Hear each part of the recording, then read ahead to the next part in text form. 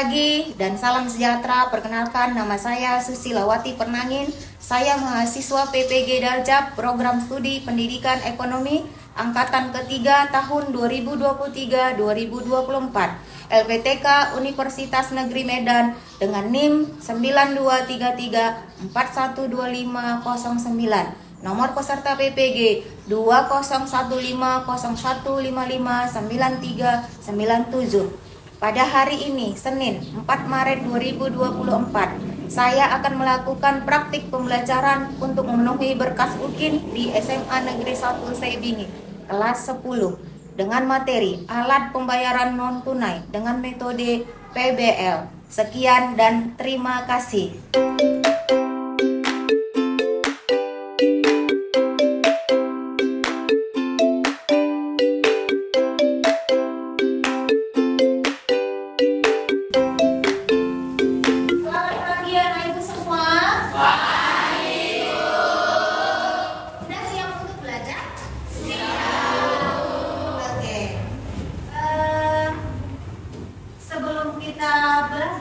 Kita berdoa dulu, dipimpin oleh ketua kelas.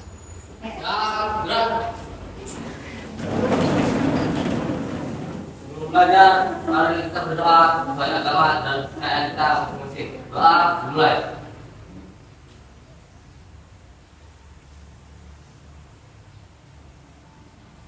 Doa selesai. Silakan duduk.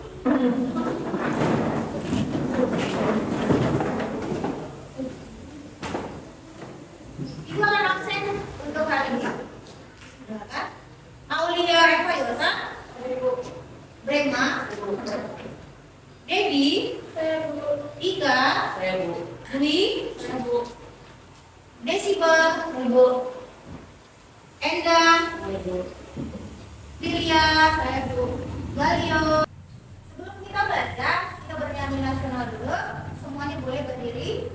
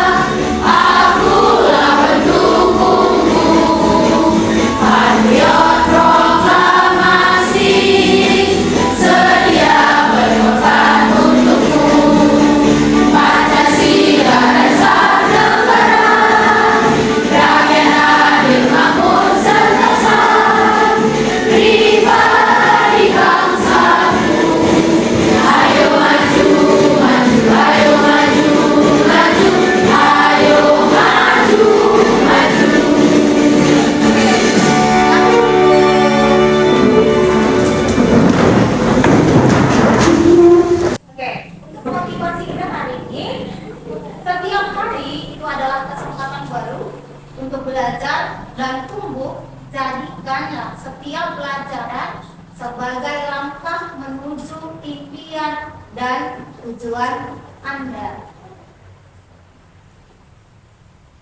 Tujuan pembelajaran Ibu hari ini, peserta didik itu dapat memahami alat pembayaran non-tunai melalui transaksi di ATM dan mobile banking.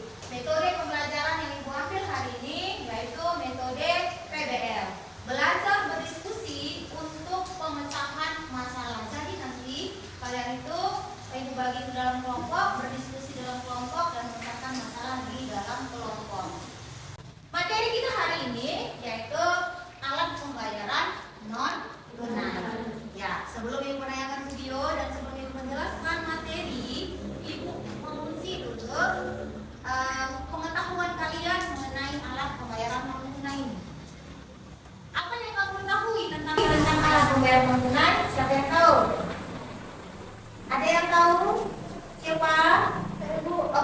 menggunakan uang tetapi menggunakan kartu. Oke, benar sekali. Ya, pertanyaan yang kedua, pernah dengar tentang kartu ATM? Pernah. Pernah. Oke. Apa itu ATM? Siapa yang tahu? Saya Bu. Oke, Edwin. ATM adalah suatu perangkat elektronik yang dirancang untuk memberikan layanan perbankan otomatis kepada para nasabah bank. Mesin ini memungkinkan nasabah untuk melakukan sejumlah transaksi keuangan tanpa harus datang langsung ke kantor bank. Oke, benar. Betul sekali. Oke, pertanyaan ketiga, coba sebutkan contoh alat pembayaran non tunai. Siapa yang tahu? Apa aja contoh-contoh alat pembayaran non tunai itu? Oke, kamu nak. Alat pembayaran non tunai yaitu ATM, kartu kredit, kartu debit, cek, dan biru. Oke, benar sekali. Oke, jadi untuk sekali ini Ibu akan menayangkan video. Di video ini nanti mengenai materi kita alat pembayaran non tunai. Kalian simak benar-benar, kalian perhatikan karena dari video ini Ibu akan mengasih tugas kepada kalian mengerjakan LKPD. Dan siap ya? Pembahasan yang kedua yaitu mengenai perubahan transaksi dari uang kertas ke uang elektronik. Jadi sebelumnya kita harus memahami dulu apa yang dinamakan dengan elektronifikasi transaksi keuangan, yaitu merupakan perubahan cara pembayaran yang semula menggunakan tunai menjadi non tunai. Elektronifikasi transaksi keuangan merupakan salah satu bentuk GNNT yang dicanangkan oleh Bank Indonesia. Sementara GNNT merupakan singkatan dari Gerakan Nasional Non-Tunai yang dicanangkan oleh Bank Indonesia dalam rangka mendukung program elektronifikasi. Sekarang, apa sih latar belakang dari GNNT ini? Latar belakang dari program GNNT ini diantaranya yaitu untuk menciptakan bekerja secara efektif dan efisien. Sementara tujuan adanya GNNT diharapkan mampu meminimalisasi kendala dalam pembayaran tunai seperti uang tidak diterima karena lusuh, sobek, atau tidak layak edar atau palsu, dan meningkatkan efisiensi saat transaksi di mana masyarakat tidak perlu membawa uang dalam jumlah besar dan tidak perlu adanya uang kembalian. Dengan demikian dapat meningkatkan efektivitas transaksi yaitu menghindari adanya kesalahan hukum atau hukuman error. Nah, pada gilirannya GNNT akan dapat mewujudkan ekosistem cashless society. Semua ini dilakukan karena kedepannya semua sistem pembayaran akan dielektronifikasikan oleh pemerintah melalui perangkat kerja. Di antaranya saja yang pertama elektronifikasi transaksi perbankan dan pemerintah daerah, yang kedua elektronifikasi bantuan sosial, yang ketiga elektronifikasi transportasi, dan yang keempat mampu meminimalisasi kendala dalam pembayaran tunai seperti uang tidak diterima karena lusuh, sobek, atau tidak layak edar atau palsu, dan meningkatkan efisiensi saat transaksi di mana masyarakat tidak perlu membawa uang dalam jumlah besar dan tidak perlu adanya uang kembalian. Dengan demikian dapat meningkatkan efektivitas transaksi yaitu menghindari adanya kesalahan hukum atau hukuman error. Nah, pada gilirannya GNNT akan dapat mewujudkan ekosistem cashless society. Semua ini dilakukan karena kedepannya semua sistem pembayaran akan dielektronifikasikan oleh pemerintah melalui perangkat kerja. Diantaranya saja yang pertama elektronifikasi transaksi perbankan dan pemerintah daerah, yang kedua elektronifikasi bantuan sosial, yang ketiga elektronifikasi transportasi, dan yang keempat yaitu elektronifikasi jalan tol. Nah, untuk mewujudkannya Bank Indonesia terus mendorong pergeseran perilaku transaksi masyarakat dari tunai ke non tunai melalui 4 strategi elektronifikasi yang disinergikan dengan program-program pemerintah. Di antaranya yaitu nomor 1 yaitu fasilitasi model bisnis baru yang didukung Tonton video tadi, sudah disimak semua kan videonya. Sekarang Ibu akan memberikan tugas kepada kalian yaitu mengerjakan LKPD. Dalam mengerjakan LKPD itu nanti kalian cari artikel di internet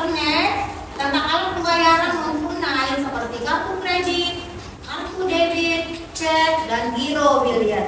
Kemudian setelah itu kalian identifikasikan ciri-ciri fisik dan cara penggunaannya dalam sistem pembayaran. Itulah nanti yang kalian kerjakan di LKPD. Ya, sekarang ibu akan bagi kelompok kalian kembali ke kelompok yang sudah kita sepakati. Ya, ke kelompok.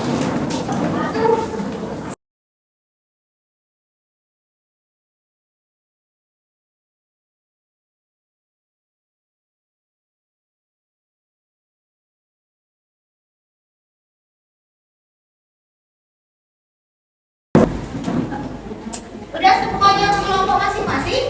Oke, ibu akan membagikan LKPD-nya ke kelompok masing-masing.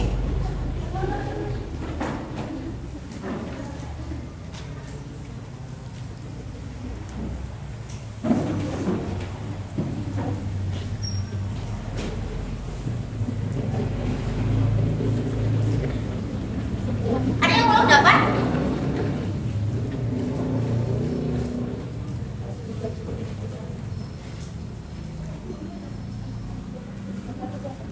Oke, setiap kelompok sudah dapat LKPD. Oke, dalam pekerjaan LKPD nanti jawaban yang akan kalian tulis itu kalian tuliskan di kertas karton. Kalian tulis jawabannya di kertas karton, kalian kerjakan, kalian tempelkan sekreatif mungkin, baik itu dari bentuk poligami, karena nanti ibu akan menilai kelompok siapa yang paling kreatif dan paling rapi dan paling bagus. Ya. Nanti di situ ibu akan kasih reward. Oke, setiap kelompok sudah boleh bekerja berdiskusi kelompok mengerjakan LKPD ini. Ya, yang belum tahu, yang kurang mengerti boleh ditanyakan ke ibu.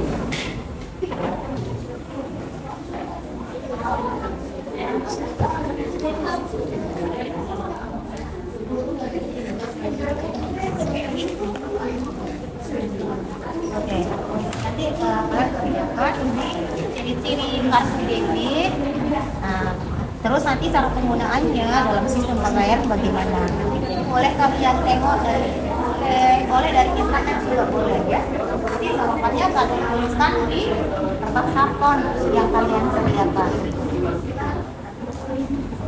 Oke, nanti kalian mengerjakan LKPD-nya. Kalian tuliskan nanti ciri-ciri fisik dari kartu debit, kartu kredit, cek, dan giro. Terus nanti kalian tulis jawabannya di kertas karton yang udah disediakan ya.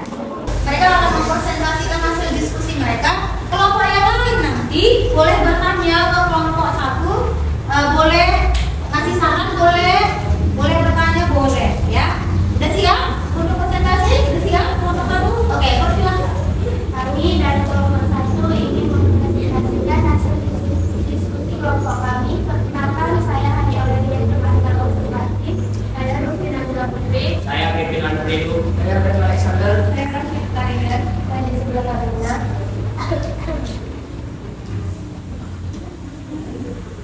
Sini akan kami mempresentasikan hasil kerja kami.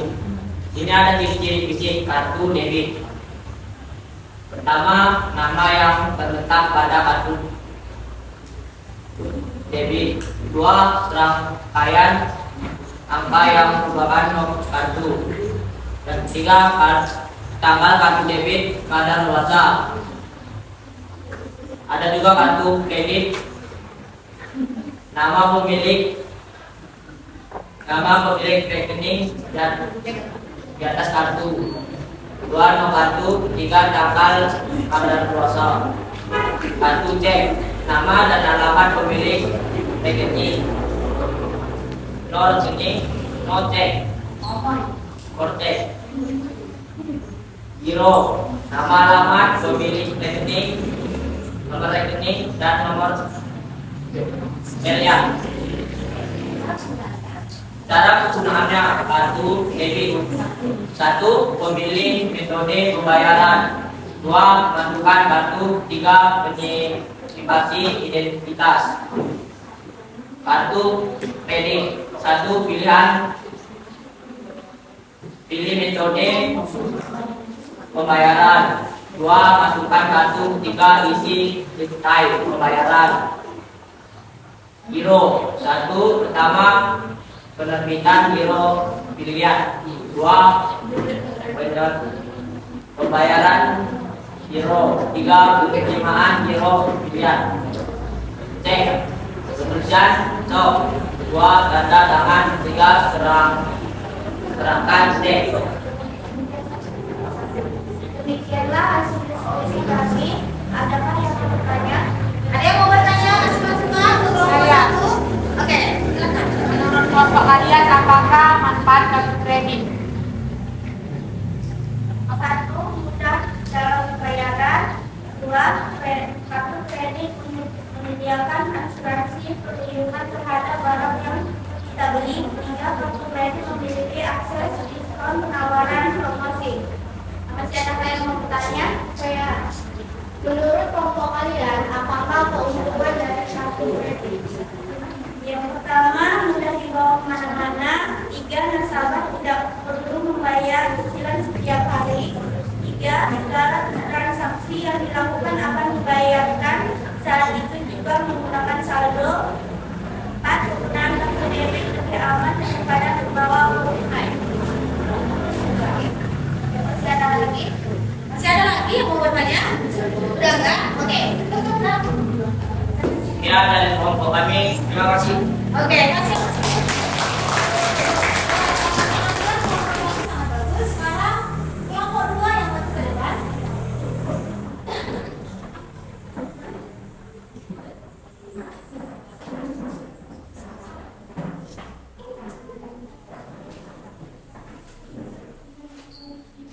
Perkenalkan, dari kelompok 2 yang dipresentasikan hasil diskusi kami.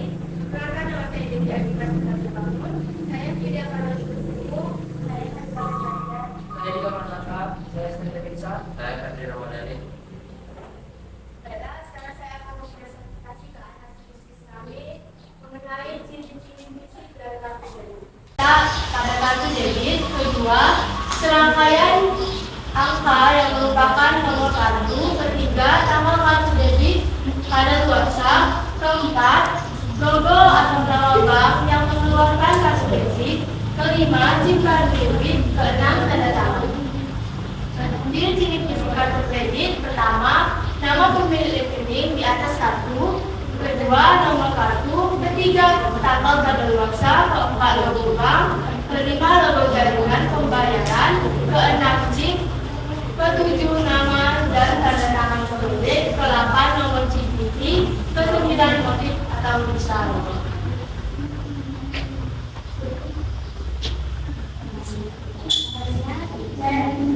Pertama, nama dan alamat pemilik rekening. Kedua, nomor rekening. Ketiga, nomor cek. 4, tanggal. Kelima, nama bank. 6, daerah untuk menulis salam dalam angka. 7, daerah untuk menulis jumlah dalam angka dan huruf. 8, tanda tangan. 9, nomor identifikasi.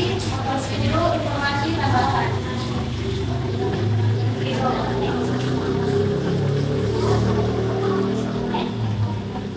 Pertama, nama alamat pemilik rekening. Kedua, nomor rekening. Tiga, nomor bilet. 4, tanggal dikeluarkan. Kelima, nilai. 6, nama bank. 7, daerah untuk menulis penerima. Sekian dari hasil diskusi kami. Terima kasih. Dan ada yang mau bertanya? Coba kalian jelaskan bagaimana penyedoran giro bayaran. Menurut kelompok kami, penerimaan giro bayaran kemudian akan menyetorkan giro tersebut ke bank mereka sendiri untuk proses. Ini biasanya melibatkan penyerahan giro bayaran ke bank dan mengisi formulir sebanyak yang disukai. Gimana ya? Bertanya? Coba kalian jelaskan apa itu notifikasi. Menurut kelompok kami, nomor CVV adalah angka keamanan tambahan yang diperlukan untuk melakukan transaksi online atau melakukan transfer. Ada lagi yang mau bertanya? Ke kelompok 2? Ada lagi pertanyaan? Kelompok 2? Tidak? Oke. Oke, silakan. Sekian dari kelompok kami, terima kasih. Oke, kasih.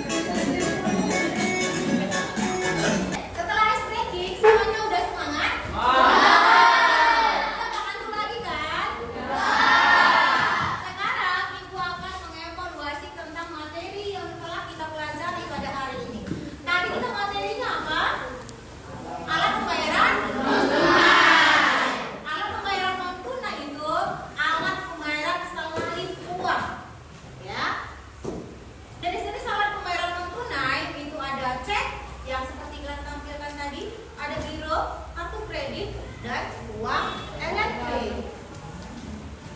Ini dia contoh gambar dari kartu debit. Kartu debit itu suatu perangkat elektrik yang dirancang untuk memberikan layanan perbankan otomatis kepada nasabahnya. Ada yang udah pernah lihat ini? Ada yang punya kartu debit? Ada yang punya kartu seperti ini? Ada? Oke. Ya.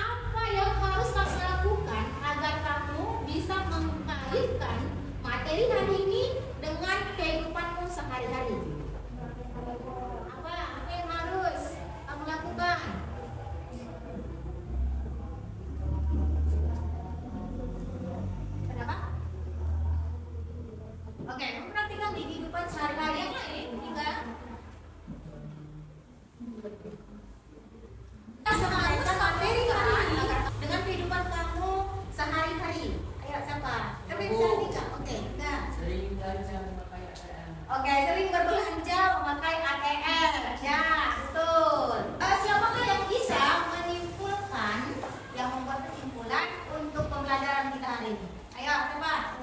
Oke. Kesimpulan. Dengan pembayaran dan tunai kita lebih mudah dalam berbelanja dan banyak manfaat dan keuntungan yang kita dapatkan. Alat pembayaran tunai ini sangat bermanfaat untuk kebanyakan orang dalam melakukan. Oke, betul. Benar sekali kesimpulannya. Sekarang, Ibu akan memberikan materi untuk pertemuan kita berikutnya.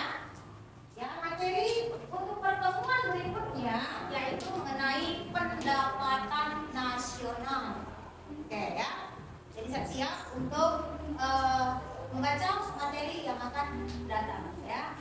Oke, sekarang sudah selesai. Kita telah sampai pada akhir pembelajaran kita hari ini. Sebelum kita pulang, marilah kita berdoa yang dipimpin oleh ketua kelas kita. Sebelum pulang,